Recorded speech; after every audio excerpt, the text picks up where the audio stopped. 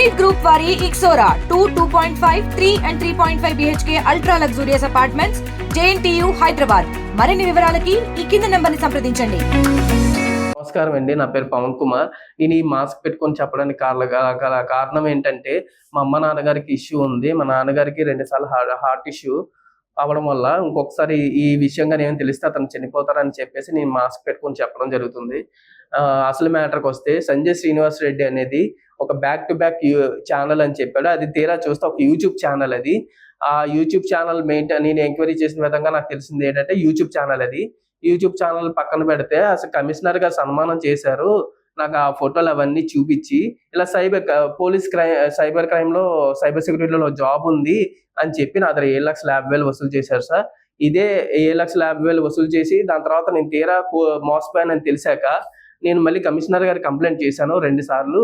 ఆ కమిషనర్ గారు చూసి నన్ను అక్కడ ఏసీపీ గారు ఆఫీస్ కి రెఫర్ చేశారు. ఏసీపీ ఆఫీస్ గారి దగ్గరికి వెళ్ళినప్పుడు అక్కడ కూడా కమిషనర్ గారు బాగా క్లోజ్ అని చెప్పారు. అయితే అక్కడ ఏసీపీ సార్ ఏమన్నారంటే, నువ్వు కమిషనర్ గారు క్లోజ్ అయితే మీరు చూసుకోండి, ఈ అబ్బాయికి ఎప్పుడు సెటిల్మెంట్ చేస్తారంటే Feb 20th క్లియర్ చేస్తానని చెప్పారు.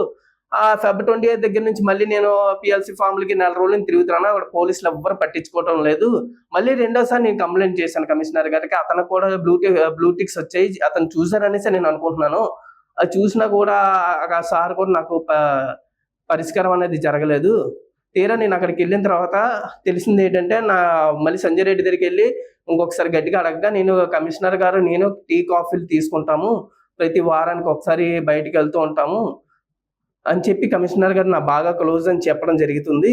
ఇవన్నీ నువ్వు ఎవ్వడదే, నీ దిక్కున్నదే నువ్వు చెప్పుకో, నీకు ఎక్కడ న్యాయం జరుగుతుందో నేను చూస్తాను. నాకు మీడియా నా మీద తప్పుడు కేసులు కూడా పెట్టడం జరిగింది. అతను యూనియన్ మీడియా ఛానల్ అని చెప్పుకొని ఇక్కడ కూడా పిఎల్సీ ఫామ్ కి మళ్ళీ వెళ్ళాను. సార్ ఇలా చేస్తున్నాడు సార్, ఒక district commissioner of police and district magistrate అనే కమిషనర్ గారి పేరు చెప్పుకొని ఇలాంటి పనులు చేస్తున్నారు సార్.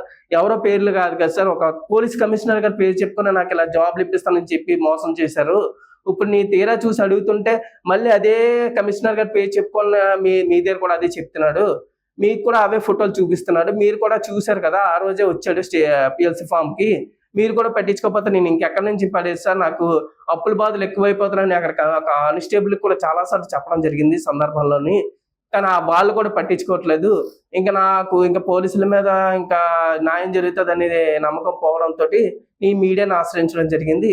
ఏంటంటే, నేను సైబర్ సెక్యూరిటీలో సాఫ్ట్వేర్ జాబ్ చేసుకుంటున్నాను ఒక ప్రముఖ కంపెనీలోని. నాకు నెలకు 35,000 శాలరీ వచ్చేది సార్. నా ఉద్యోగం కూడా మానిపిస్తారు సార్. నువ్వు డబ్బులు ఎంత కట్టావు చూసుకో, మళ్ళీ లేదు రేపొద్దున ఏదైనా వస్తే నాకు సంబంధం లేదంటే నేను జాబ్ కూడా మానేశాను సార్. ఇప్పుడు నాకు ఉపాధి కోల్పోయాను. తినలేని పరిస్థితిలో నేను ఉంటే ఇప్పుడు దాని తర్వాత ప్రతి ఒక్కొక్క న్యూస్ ఛానల్స్ చూస్తుంటే, సార్ డైరెక్ట్ గా నెంబర్ ఇచ్చారు కదా, ఎవరైనా మోసపోతే ధైర్యంగా నా దగ్గర రండి, నేను మీకు న్యాయం చేస్తాను అని అన్నారు. అలాగే చాలా మందికి కొంతమందికి న్యాయం చేశారు. నేను అదే విధంగా అనుకొని సార్ గారికి కూడా చెప్తే అక్కడ కూడా నాకు న్యాయం జరగట్లేదు సార్. నాలాంటి బాధితులు ఇంకా చాలా మంది ఉన్నారు. వాళ్ళు కూడా ఇలాంటి మోసాలు చేస్తున్నారు. ఇంకెంతమందికి ఇలా చేస్తాడో మీరు ఇప్పుడే అతన్ని వెంటనే శిక్షించాలని కోరుకుంటున్నాను. ఇండియా పాకిస్తాన్ ఉద్రిక్తతలపై లేటెస్ట్ అప్డేట్స్ కోసం డౌన్లోడ్ చేసుకోండి RTV లైవ్ యాప్.